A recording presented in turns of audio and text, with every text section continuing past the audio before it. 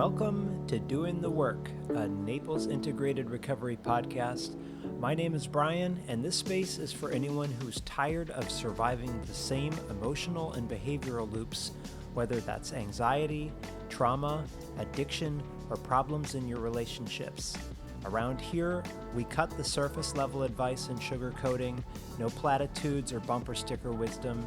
We focus on clarity, responsibility, emotional discipline, and the courage to look at yourself honestly so that you can stop repeating old patterns and start living with intention instead of reaction. Let's get into it.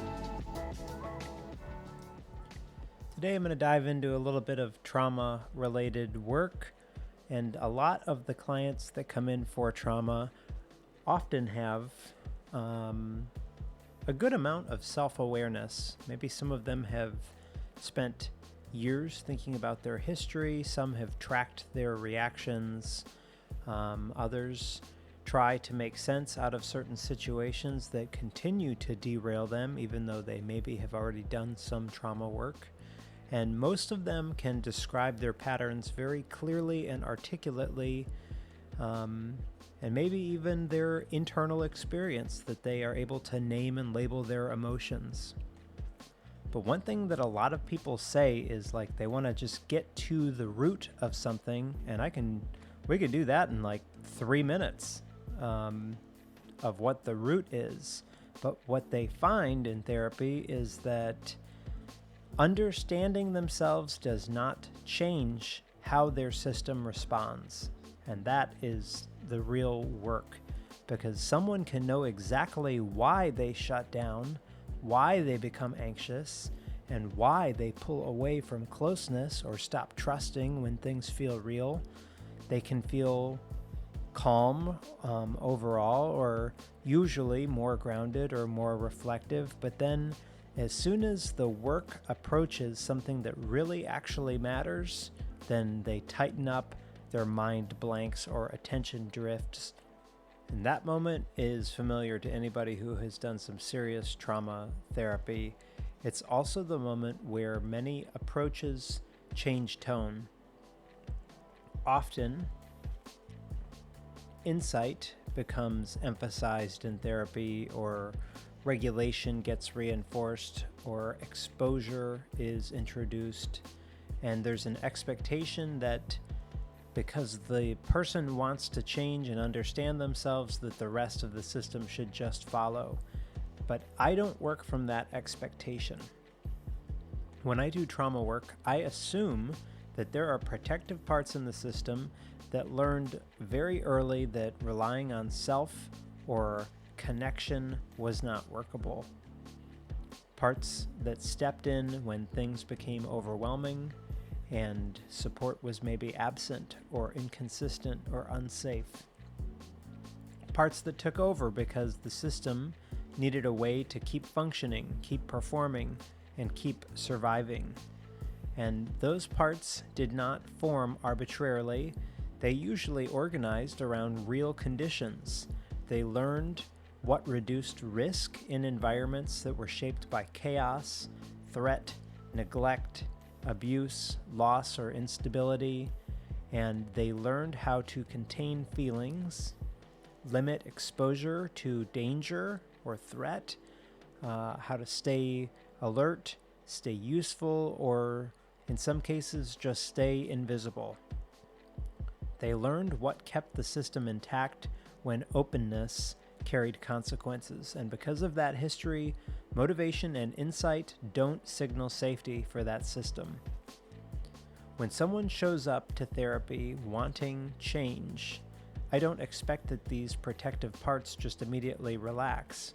I expect them to watch the work that we are doing very closely, and I expect them to assess whether this situation is genuinely different or more of the same. I expect them to be scanning for the moment that vulnerability might become costly for them. When that assessment is ignored and the work pushes forward anyway, the system responds predictably. Symptoms intensify, dissociation might appear, anxiety spikes, and the client feels stuck or self-critical, like they think that they are doing the therapy wrong. And in therapeutic circles, there may even be language like resistance or avoidance or fear of change.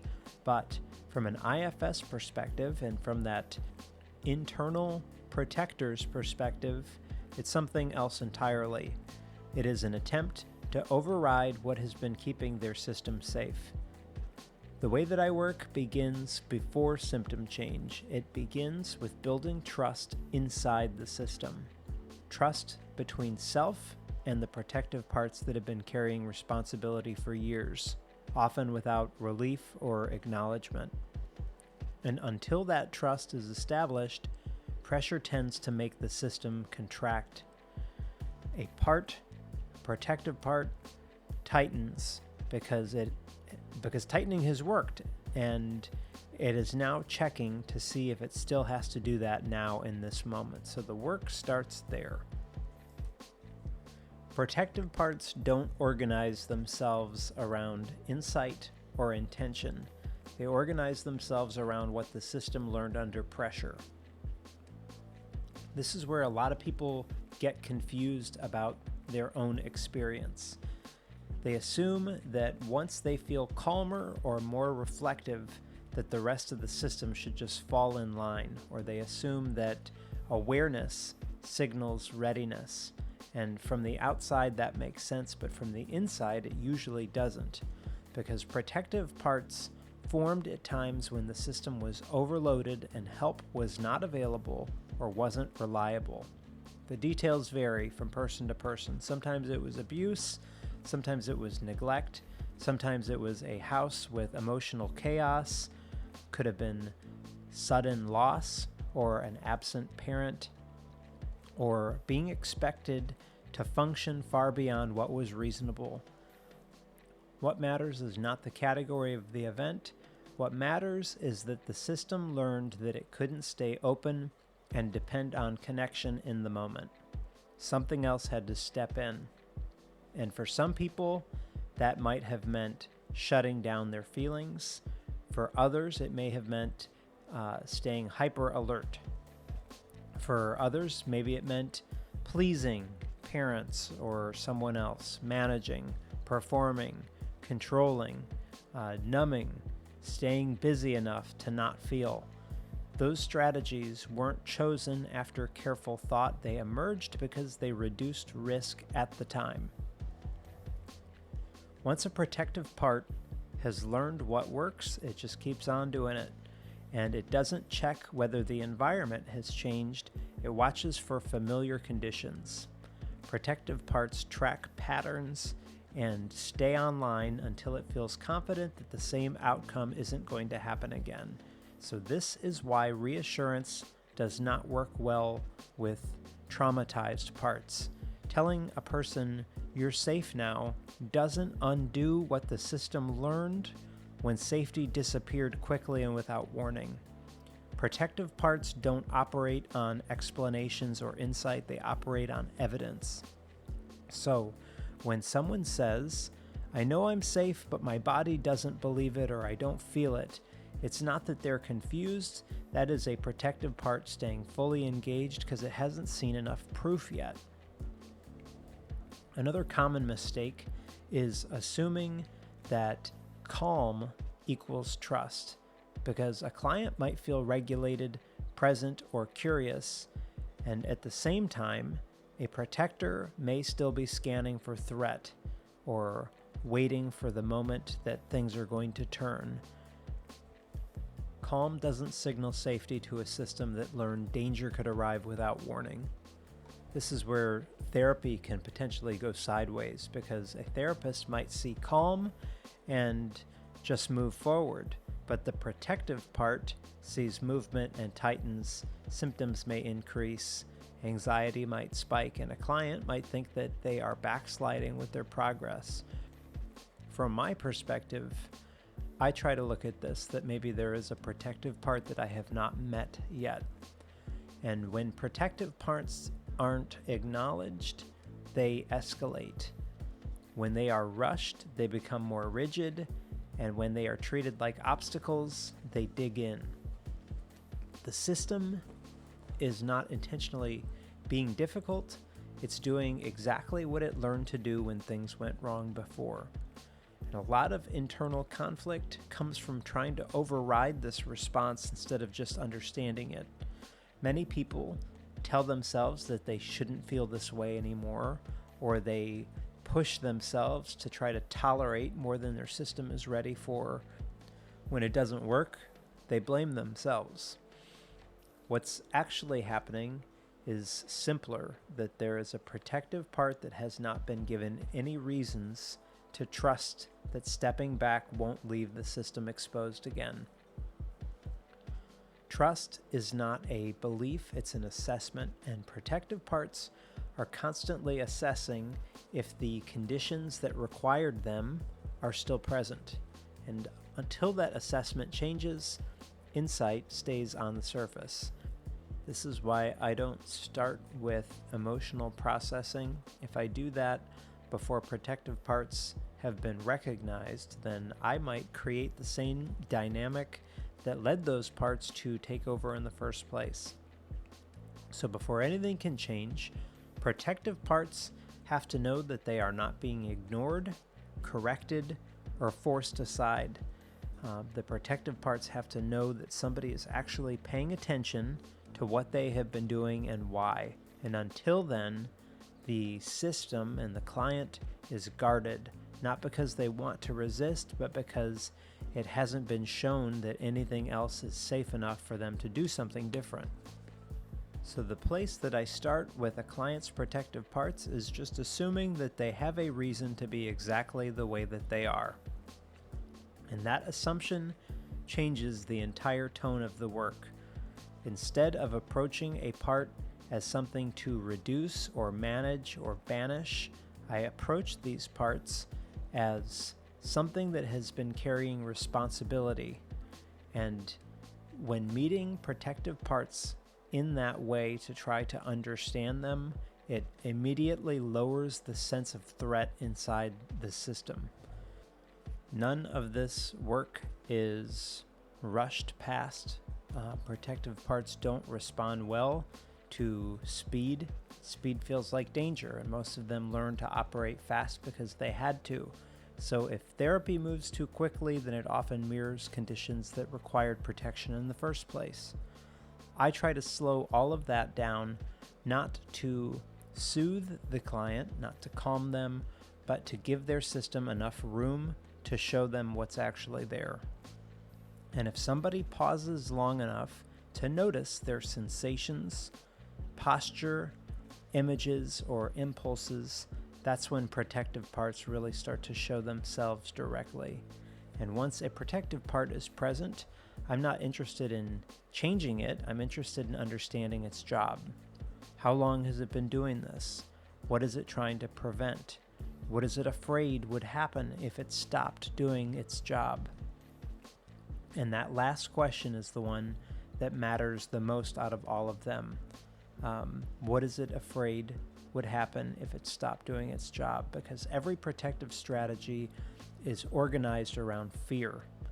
Not abstract fear, but specific outcomes that their system learned to avoid, like overwhelm, exposure, rejection, being left alone, being blamed, being harmed, not being enough.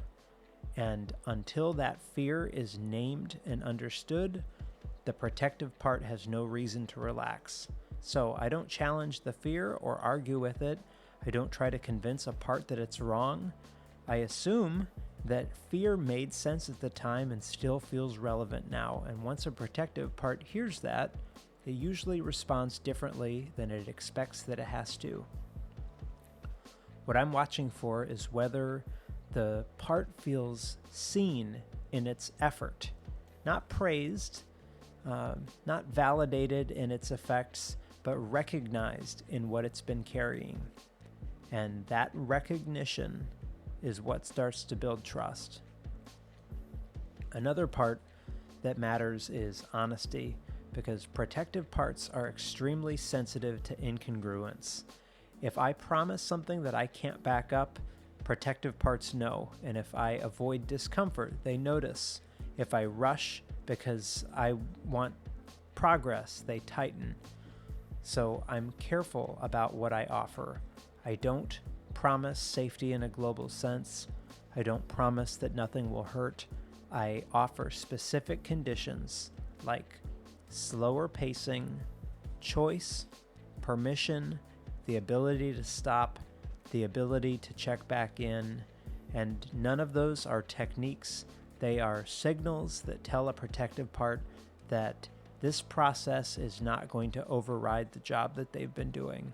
And when trust starts to build, usually it shows up real subtly that the part softens a little bit. The intensity drops enough just to allow some curiosity. And that is cooperation, where a protective part is not gone, it's engaged and watching to see if the system can handle what comes next without repeating the past. If trust with those protective parts is not there, then moving toward deeper material is premature. If it is there, then the work unfolds naturally, not because the protector is convinced, but because it no longer has to work as hard to keep the system intact. And that's the difference between forcing change and allowing it to unfold naturally. Protective parts don't soften because they have been persuaded by a therapist. They soften because the conditions that required them start to change. Often that is not a dramatic change or doesn't show up as a breakthrough, but instead as a shift in posture, a drop in intensity, or a moment where the system pauses instead of reacting automatically. And so I am really paying attention for those moments.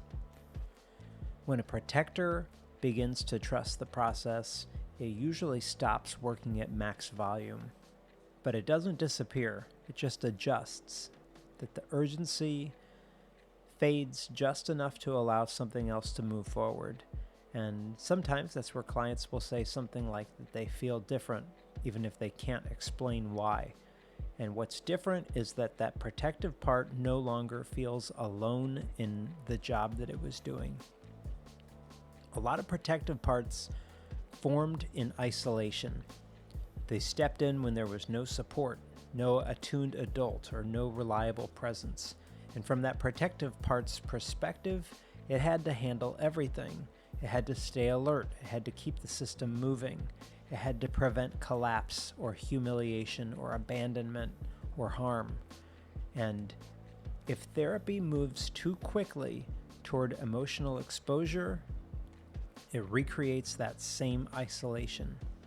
The protector senses that it's about to be overridden again. But when therapy stays relational inside the system, something else happens. The protector begins to experience a form of internal partnership. It senses that the self is present, consistent, and responsive. And that doesn't erase the past, but it changes the present conditions. Softening happens when protective parts realize that they don't have to hold everything together and alone anymore. This is where a lot of people misunderstand trauma work because they expect protective parts to step aside once self shows up. And that expectation itself creates pressure. Then pressure triggers more protection. But what actually helps is allowing a protector to stay involved while its role shifts. Instead of blocking, it collaborates. Instead of controlling, it observes. And instead of reacting, it checks in. That shift takes time, sometimes weeks or months. And trying to accelerate it usually backfires. I'm also usually watching for moments that a protective part tests the therapeutic relationship. It might spike or pull away or bring up doubt, and those checks are part of the process.